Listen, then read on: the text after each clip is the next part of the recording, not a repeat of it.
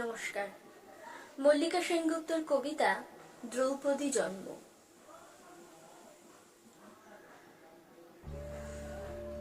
হস্তিনাপুরের এক গৃহবধূ, সেই আমি আবার জন্মেছি। ভারতবর্ষের দিকে যে মেয়েটি এই প্রশ্ন ছুড়ে দিয়েছিল, স্ত্রীকে পণ রাখবার অধিকার কে দিল স্বামীকে, তার মতো প্রতিবাদী হাজার বছর ধরে কখনো দেখেছ?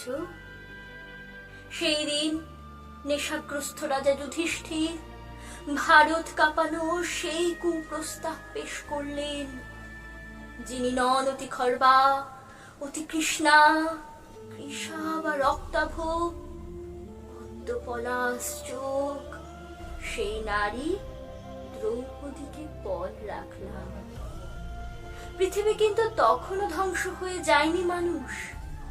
ভারতের ইতিহাসে বাকি ছিল আরো দুর্ঘটনা। সভাঘর ক্ষুব্ধ হলো, বৃদ্ধেরা ধিক্কার দিলেন, ভীষ্ম হতবাক। সেই দিন আপনারা জানেন, বিদুর এবং গুরু দ্রোণাচার্য দুই হাত মাথায় রেখে চুপচাপ মোহগ্রস্ত বসে রইলেন। খুশি গোপন না করে ধৃতরাষ্ট্র বলে উঠলেন, কে কে জিতলো, কে? পিন পতনের শব্দ শোনা যায়, সভাঘর এমন নীরব। দুই পক্ষই উদ্গ্রীব। শকুনির পাশা বলে উঠল, জিতেছি। উল্লাসে পাগল কর্ণ হেসে উঠলেন। আর দুর্যোধন বললেন, প্রাতিকামী দাসী দ্রৌপদীকে নিয়ে এসো সভাঘরে। আমার প্রথম স্বামী অধমুখ, দ্বিতীয়ের অবরুদ্ধ ক্রোধ শান্ত করেন তৃতীয়। ফাল্গুন, তুমিও এত ক্লিপ ছিলে? হায়! আমি প্রশ্ন পাঠালাম, প্রাতিকামী জেনে এসো প্রাজ্ঞদের থেকে, নিজেকে না দ্রৌপদীকে ধর্মরাজ কোন বাজি আগে হেরেছেন? উত্তর এলো না কোনো। পরিবর্তে ধর্মরাজ বলে পাঠালেন, রজস্বলা একবস্তা, কাঁদতে কাঁদতে তুমি শ্বশুরের সামনে গিয়ে দাঁড়াও। দুঃশাসন এসে টেনে ধরলেন চুল, সেই মেঘবর্ণ চুল, যেখানে ফাল্গুন তুমি মুখ গুজে শুয়েছিলে নরম নিশীথে।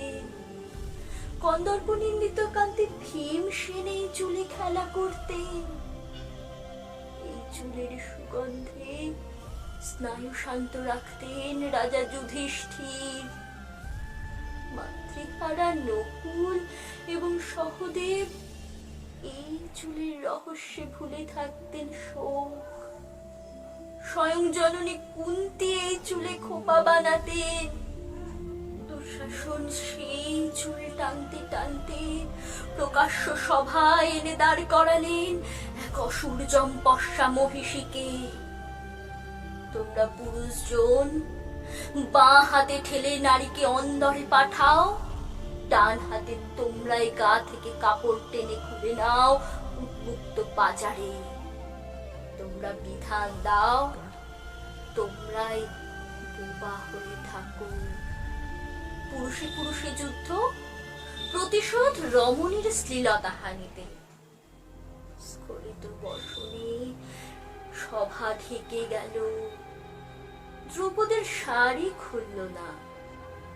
তন্তুর কৌশলে প্রমত্ত কৌরব ঘরে আমি লজ্জা রাখলাম।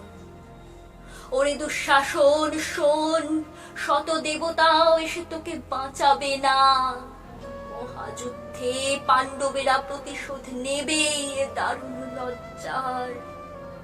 ঠিক বৃদ্ধগণ, ধিকঠুটো জগন্নাথ ভারতবাসীকে। আপনারা চুপচাপ বসে দেখলেন এই অধর্মের জয়। সারি সারি আর সারি রেশমের 7 রঙে ঢেকে গেল কৌরবের সভা। তবু গীত খুলল না, লজ্জা বস্ত্রটুকু তবু থেকে গেল দুঃস্বপ্ন এ শরীরে। শরীর দুঃস্বপ্ন কেন? লেলিহান এ শরীর ছুটে চেয়ে পুড়ে গেছে নগর বন্দর।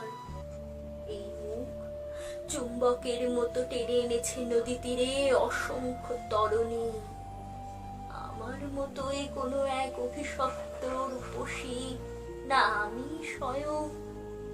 কে যেন আমার মুখ দেখে বলেছিল, থেমে থাকা ইতিহাস। তোমার সৌন্দর্য দেখে অন্য সব নারীদের বানরই লাগছে। কি বলেছে?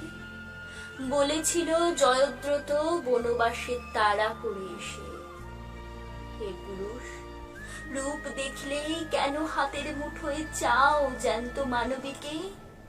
না পেলে তারই শাড়ি টেনে ধরে অশ্লীল হাসিতে মুখ কালো করে দিতে চাও? বলো দ্রৌপদীর বহুপতি বেশ্যা অতএব। আমি যদি বেশ্যা হই, তুমিও পুরুষ বেশ্যা কর্ণ মহামতি। তোমারও শয্যায় আসে বহু পত্নী বিবিধ স্ত্রীলোক। তুমি যে নিয়মে চলো, সে নিয়মে অধিকার আমারও থাকুক। তোমরা যে গ্রন্থ লেখো, সে গ্রন্থ আমরা উল্টে দিতে পারি।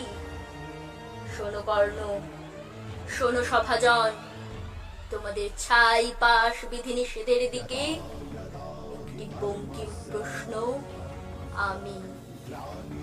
আমি যখন প্রশ্ন করি, তোমরা ভয় পাও। বিশ্ব পিতামহ আমার, তুমি মুখ লোকাও। ধৃতরাষ্ট্র বলুন, আমি কলঙ্কের যোগ্য কিনা আজ? শ্রীগাল গাথা উঠল ডেকে, অশুভ সব শব্দ মহারাজ। দুর্যোধন উরু দেখান, উরুর নিচে শানিত অপমান। হতচেতন যুধিষ্ঠির বোঝেন না তো কিছুই, মহাপ্রাণ। ঝড়ের মতো ফুঁসে ওঠেন একাই ভীমসেন। অর্জুনের আঙুলটাকে শান্ত রাখছেন। এত সকল কাণ্ড শেষে ধৃতরাষ্ট্র আসরে নামলেন। বলেন তিনি, কৃষ্ণা, তুমি কি বর চাও বলো? তারপর আমি দুটি মাত্র বর চাইলাম। প্রথম, হে পিতা, যদি প্রসন্ন থাকেন তবে এই বর দিন, যেন সর্বধর্মচারী যুধিষ্ঠির দাসত্ব থেকে মুক্ত হন। দ্বিতীয় বরে দাসত্ব মুক্ত হোক বীরশ্রেষ্ঠ ভীমসেন, অর্জুন, নকুল, সহদেব।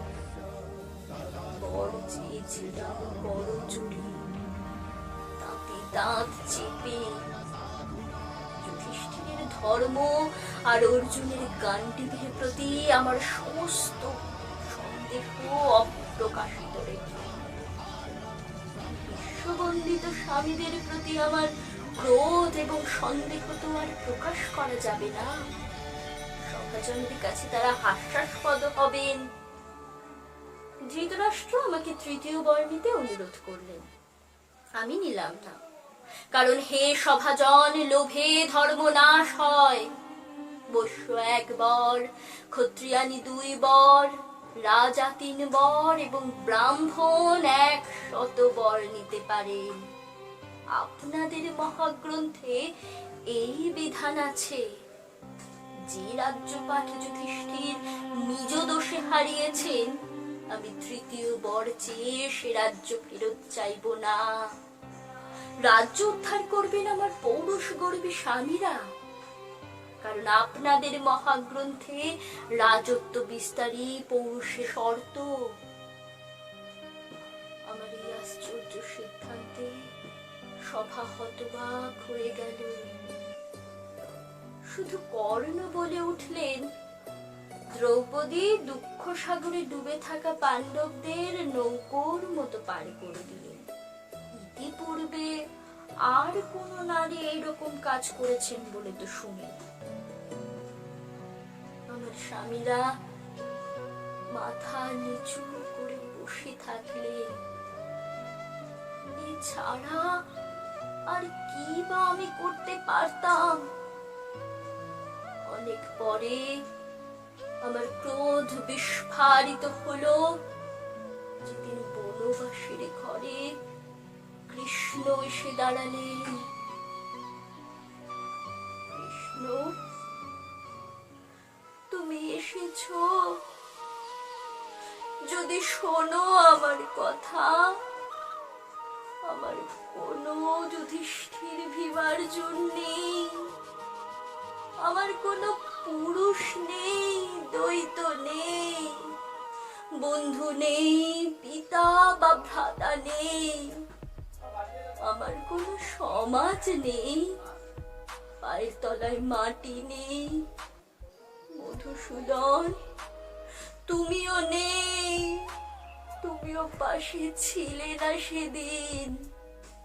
আমাকে শোণিতময় দেখেও যারা হেসেছিল, আমাকে যারা কলুষ হাতে স্পর্শ করেছিল, এখনো তারা পৃথিবী জুড়ে দাপটে বেঁচে আছে। এবং আমার স্বামীরা আজ সন্ধি চাইছেন ঠিক আমার বেঁচে থাকার দুঃখ ইতিহাসে।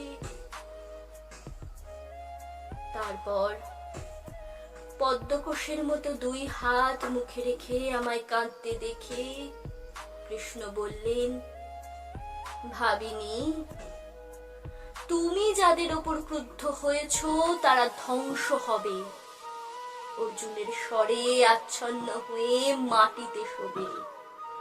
তুমি রাজমহিষী হবে। যদি আকাশ পতিত হয়, হিমালয় শীর্ণ হয়, পৃথিবী খণ্ড খণ্ড হয়, সমুদ্র শুষ্ক হয়, তথাপি আমার বাক্য ব্যর্থ হবে না।